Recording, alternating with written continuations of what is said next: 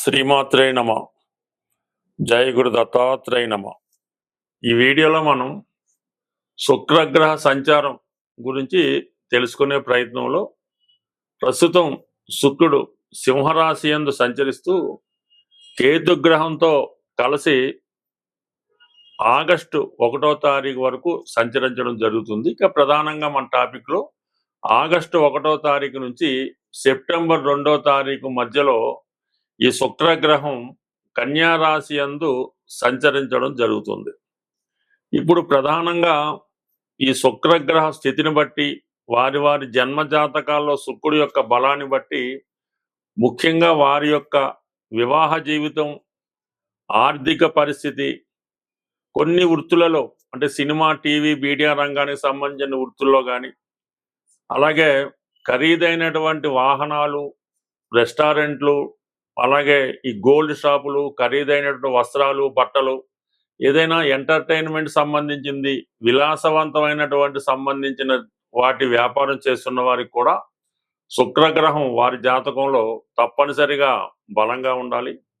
మరి ప్రస్తుతం ఈ శుక్రుడు ఏదైతే ఈ ధనకారకుడు, లిక్విడ్ ధనానికి, బంగారానికి కారకుడైనటువంటి శుక్రుడు ప్రస్తుతం ఈ సింహరాశిలో కేతువుతో కలిసి ఉండడం వల్ల ఇది చాలా వరకు ఆర్థిక పరంగా ఇంచుమించుగా ప్రతి రాశి వారికి కూడా ఫైనాన్షియల్గా చాలా స్ట్రెస్ ఎక్కువ ఏర్పడుతూ ఉంటుంది. ఏది చేద్దామన్నా, ఏ ప్రయత్నం చేద్దామన్నా, ఏ పని చేద్దామన్నా ఫైనాన్స్గా చాలా ఇబ్బంది పడుతుంటారు. ఇది ప్రధానంగా స్త్రీల యొక్క ఆరోగ్యం మీద ఎక్కువ ప్రభావం చూపుతూ ఉంటుంది. అంటే మరి నాడీ శాస్త్ర ప్రకారం ఈ స్త్రీ గ్రహం మాట శుక్రుడు స్త్రీలని రిప్రజెంట్ చేస్తూ ఉంటాడు. అటువంటి శుక్రుడు కేతువుతో కలిసి ఉండడం వలన స్త్రీలకి అనారోగ్యపరమైనటువంటి సమస్యలు ఎక్కువగా వస్తుంటాయి. వివాహపరంగా కొన్ని చికాకులు వాళ్ళు ఎదుర్కొంటూ ఉంటారు. ముఖ్యంగా గైనిక్ సంబంధించినటువంటి ప్రాబ్లమ్స్, సంతానపరమైనటువంటి సమస్యలు ప్రస్తుతం ఈ రాశి వారు ఎదుర్కోవడం జరుగుతుంది. ఎందుకంటే శుక్రుడు సింహరాశిలో చాలా బలహీనంగా ఉండడం జరుగుతుంది. అంటే తనకు ముందు ప్రయాణించబోయే రాశిలో కన్యా రాశి శుక్రగ్రహానికి నీచ రాశి. ఆ కారణం వల్ల నీచలోకి వెళ్తున్నటువంటి శుక్రుడు చాలా బలహీనమై ఉంటాడు. కాబట్టి ఇది మగవారికి, వ్యాపారస్తులకి ఆర్థిక పరిస్థితి మీద, స్త్రీలకి ఆరోగ్యం మీద ఎక్కువ ప్రభావం చూపుతుంది. అటువంటి శుక్రుడు ఆగస్టు 1వ తారీఖు నుంచి కన్యా రాశిలో ప్రవేశించడం జరుగుతుంది. అయితే ఈ కన్యా రాశిలో ప్రవేశించినటువంటి శుక్రుడు ఏ గ్రహంతోనూ కలయకుండా సింగిల్గానే ఇంచుమించుగా ఆ నెలంతా సంచరించడం జరుగుతుంది. అటువంటి శుక్రుడి మీద శని యొక్క దృష్టి పడుతుంది. సో ఆ కారణం వల్ల ఏంటంటే స్త్రీలకి ఉద్యోగ అవకాశాలు పెరుగుతాయి. వారు కొంతవరకు ఆరోగ్యపరంగా కొంత ఇంప్రూవ్మెంట్ అవ్వడం జరుగుతుంది. మగవారికి అయితే వ్యాపారపరమైన అభివృద్ధి ఉంటుంది. ఎందుకంటే శుక్రుడు నీచ రాశిలోకి వచ్చినప్పుడు కూడా తన మిత్రగ్రహమైనటువంటి శని భగవానుడితో చూడబట్టడం జరుగుతుంది. అలాగే శుక్రుడికి లాభస్థానంలో గురుగ్రహ సంచారం జరుగుతుంది. ఈ రెండు కూడా శుక్రుడిని చాలా బలంగా చేయడం వల్ల మరి మీరు గతంలో ఇంచుమించుగా ఈ జూలై నెలాఖరు వరకు ఎదుర్కొన్నటువంటి ఆర్థిక సమస్యల నుంచి, అలాగే స్త్రీలు అనారోగ్యపరమైన సమస్యల నుంచి చాలా వరకు బయటపడడం జరుగుతుంది. స్వస్తి. శ్రీమాత్రే నమ. జయ గురు దత్తాత్రేయ నమ. వృశ్చిక రాశి వారికి శుక్రుడు సప్తమ వ్యయాధిపతి. మీ యొక్క జీవితంలో వివాహం ఆలస్యం అవడానికి, వివాహం తర్వాత భార్యాభర్తల మధ్య ప్రాబ్లమ్స్ రావడానికి, అలాగే స్త్రీలతో విరోధానికి, అధిక ధనం వ్యయం వల్ల నష్టపోవడానికి కూడా మీ యొక్క జన్మ జాతకంలో శుక్రుడే కారణం అవుతుంటాడు. ఈ శుక్రుడు మీకు సప్తమాధిపతి అవడం వల్ల ప్రస్తుతం ఆగస్టు 1వ తారీఖు వరకు కూడా దశమ స్థానంలో సంచరించడం జరుగుతుంది. అంటే వ్యయాధిపతిగా శుక్రుడు దశమ స్థానంలో సంచరించి అక్కడ కేతువుతో కలిసి ఉన్నప్పుడు వ్యక్తిగతంగా మీరు స్త్రీ అయి ఉంటే మీ భర్త గారి యొక్క ఉద్యోగానికి ఇబ్బంది రావడం జరుగుతుంటుంది. మీరు ఎంప్లాయీ ఉన్నా కూడా ఉద్యోగపరంగా సడన్గా కొన్ని మార్పులు అన్నవి రావడం జరుగుతుంది. అంటే ఇంచుమించుగా పాత ఉద్యోగాన్ని స్వస్తి పలికి కొత్త ఉద్యోగం చూడవలసి ఉంటుంది. ఈ సమయంలో మీరు ఉన్న ప్రాంతాన్ని విడిచిపెట్టి వేరొక ప్రాంతం వెళ్ళి అక్కడ ఉద్యోగ ప్రయత్నాలు చేయడానికి కూడా అవకాశం ఉంటుంది. అయితే వ్యాపారం చేస్తున్న వాళ్ళు వ్యాపార పరంగా చాలా ధన నష్టం రావడం వల్ల వ్యాపారాన్ని కంప్లీట్‌గా క్లోజ్ చేసే పరిస్థితి కనబడుతుంటుంది. అంటే రొటేషన్ ఆగిపోతుంది. ఫైనాన్స్ ఒత్తిడి ఏర్పడుతుంది. ఈవెన్ రెంట్స్, ఈ బిల్స్, ఎలక్ట్రిసిటీ బిల్లు, ఈ జీతాలు ఇవ్వటంలో జాతకుడు చాలా స్ట్రగుల్ పడుతూ ఉంటాడు. అయితే తొందరపడి నిర్ణయం తీసుకోవడం అన్నది అంత మంచిది కాదు. మీకు ఎందుకంటే ఈ స్థితి కేవలం ఈ జూలై నెలాఖరు వరకు మాత్రమే ఉంటుంది. ఆగస్టు 1వ తారీఖు నుంచి మరి ఈ శుక్రుడు మీకు 11వ స్థానంలోకి రావడం జరుగుతుంది. అంటే కన్యాస్థానం సహజ 6వ స్థానం అవడం వల్ల మీకు ఇంచుమించుగా ఆగస్టు 1 నుంచి సెప్టెంబరు 2వ తారీఖు మధ్యలో మీకు రావాల్సినటువంటి బాకీలు, పాత బాకీలు కానీ, కొత్త బాకీలు కానీ, లేదంటే బ్యాంకులో రుణ ప్రయత్నాలు కానీ, ఇవన్నీ కూడా మీకు సక్సెస్ అయ్యి చేతికి ధనం రావడం జరుగుతుంటుంది. ఇంతకాలంగా మీకు ఇబ్బంది పెడుతున్నటువంటి మీ కింద పనిచేసే వాళ్ళు కానీ, మీ కొలీగ్స్ కానీ కంప్లీట్గా మీకు సహకరించి వాళ్ళు సహకరించడం జరుగుతూ ఉంటుంది. అలాగే మీకు జీవిత భాగస్వామికి వ్యక్తిగతంగా మీకు పోగొట్టుకున్న ఉద్యోగం తిరిగి రావడం కానీ, కొత్త ఉద్యోగ ప్రయత్నాలు ఫలించడం కానీ జరిగే అవకాశం ఉన్నది. అలాగే బిల్స్ లాంటివి ఏమైనా మీరు ఆరోగ్యపరంగా ఉన్నటువంటి బిల్స్ కానీ, ఇన్సూరెన్స్ సంబంధించినవి కానీ, ఏవైనా బిల్స్ లాంటివి ఏవైనా ఉంటే మీకు రావడం జరుగుతుంది. ఆర్థిక పరంగా మీకు బాగుంటుంది. అలాగే వైఫ్ తరపు నుంచి కూడా బంధువులు మీకు సహకరించి ఏదో విధంగా మిమ్మల్ని పైకి తీసుకొచ్చే ప్రయత్నం జరుగుతూ ఉంటుంది. బట్ ఏదైనా ఇప్పుడు ఉన్నటువంటి పరిస్థితుల్లో తొందరపడి మీరు వ్యాపారాన్ని క్లోజ్ చేసినా నష్టపోతారు, ఉద్యోగం విడిచిపెట్టినా నష్టపోతారు. కాబట్టి కేవలం కొద్ది రోజులు ఓర్పు వహిస్తే మీరు చాలా కాలంగా ఎదుర్కొన్నటువంటి సమస్యలకి పరిష్కారం దొరుకుతుంది. అలాగే ప్రధానంగా ఏంటంటే మీరు ఏదైనా కొత్త వ్యాపారం చేయాలనుకున్నా, కొత్తగా ఉద్యోగం చేయాలనుకున్నా కూడా మీరు వెయిట్ చేయండి. కంప్లీట్‌గా మీ ప్రయత్నం నెరవేరుతుంది.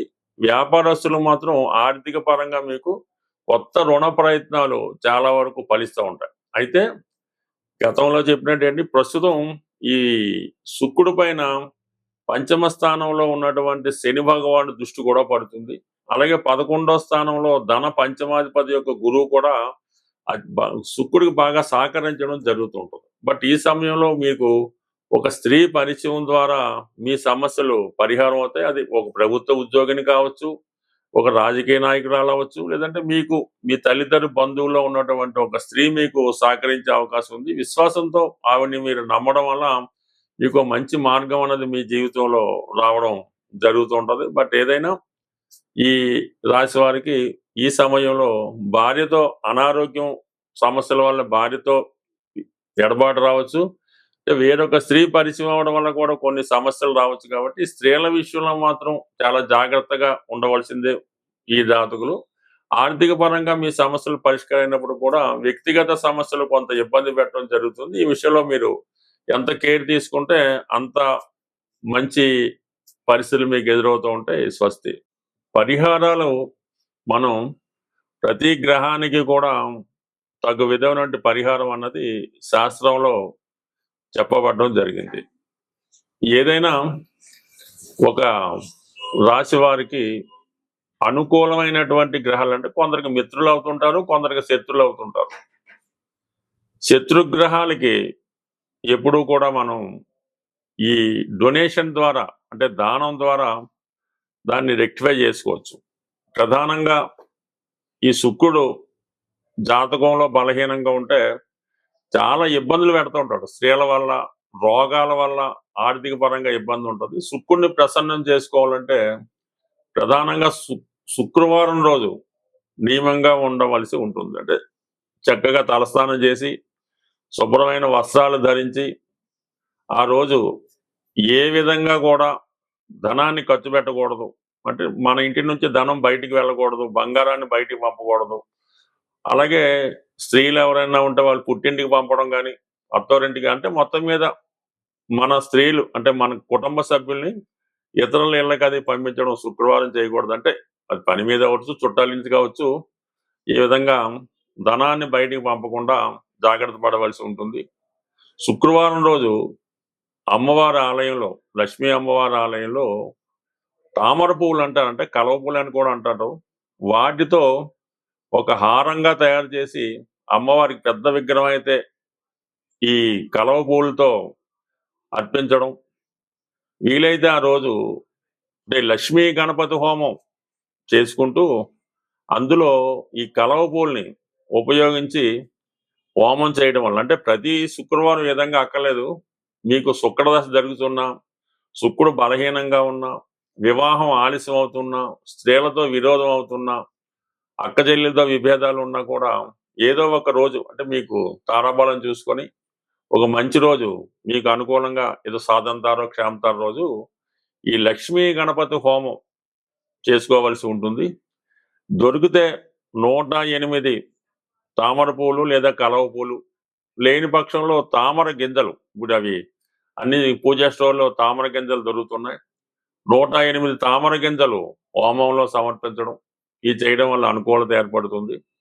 అలాగే శుక్రవారం రోజు ఆంజనేయ స్వామి వారి ఆలయంలో 6 గులాబీ పూలు, చాలా ఫ్రెష్ గా తాజాగా ఉన్నటువంటి 6 గులాబీ పూలు శుక్రవారం ఈవినింగ్ సంధ్యా సమయంలో హనుమాన్ ఆలయంలో సమర్పించి 6 ప్రదక్షిణలు చేసి ఏదైనా ఒక స్వీటు, జాంగిరి కానీ జిలాబీ కానీ అక్కడ ఉన్నటువంటి భక్తులకి పంచిపెట్టడం వల్ల శుక్రగ్రహ అనుగ్రహం కలుగుతుంది. ఇంకా ప్రధానంగా వెరీ సింపుల్ రెమెడీ ఏంటంటే, చిన్నపిల్లలు అంటే 8వ సంవత్సరం లోపు ఉన్న పిల్లలు, చిన్నపిల్లలు ఎవరైతే ఇంకా పూర్తిగా ఊహ రాకుండా ఉన్నటువంటి అమ్మాయిలు, ఆడపిల్లలకి మీ చుట్టుపక్కల పిల్లలన్నా, మీ కుటుంబ సభ్యుల పిల్లలైనా వాళ్ళకి ఈ శుక్రవారం రోజు వీలైతే వారంతో నిమిత్తం లేదు, వాళ్ళకి ఇష్టమైనటువంటి స్వీట్స్ వాళ్ళకి పంచిపెట్టడం వల్ల కంప్లీట్ గా మీకు మంచి శుక్రగ్రహం పెరుగుతుంది.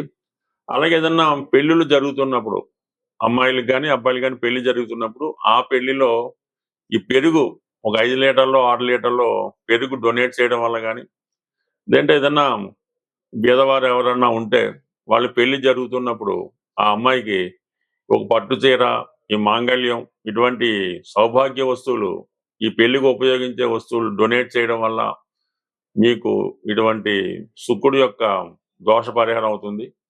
అందువల్ల ఏంటంటే ఈ శుక్ర పరిహారం చాలా ఈజీ, ఏమీ లేదు, వెరీ సింపుల్. మీ కుటుంబంలో స్త్రీలకు ఇబ్బంది రాకుండా, వాళ్ళకి ఎటువంటి బాధ కలగకుండా, వాళ్ళ కంటి నుంచి నీరు రాకుండా, వాళ్ళని గౌరవప్రదంగా చూడటం వల్ల ఆటోమేటిక్ గా మీ శుక్రుడు జనరేట్ అవటం జరుగుతుంది. అలాగే మీరు కూడా ఎల్లప్పుడూ కూడా చాలా వరకు ప్రతిరోజు కూడా శుభ్రమైనటువంటి, అంటే మంచి వస్త్రాలు ధరించడం, నీట్గా ఉండడం, స్త్రీలను గౌరవించడం, కుటుంబాన్ని, గృహాన్ని శుభ్రంగా ఉంచుకోవడం. అలాగే ఈ చెప్పులు కూడా మరి పాత పడిపోయినట్టు వాడకూడదు, ఏదో 3 నెలలకు 6 నెలలకు చెప్పులు కూడా మారుస్తూ ఉండాలి. ఇవన్నీ చేయడం వల్ల ఆటోమేటిక్ గా మీకు లక్ష్మి ఆటోమేటిక్ గా వరించి ఎప్పుడు శుభంగా ఉండే అవకాశం ఉంటుంది. స్వస్తి.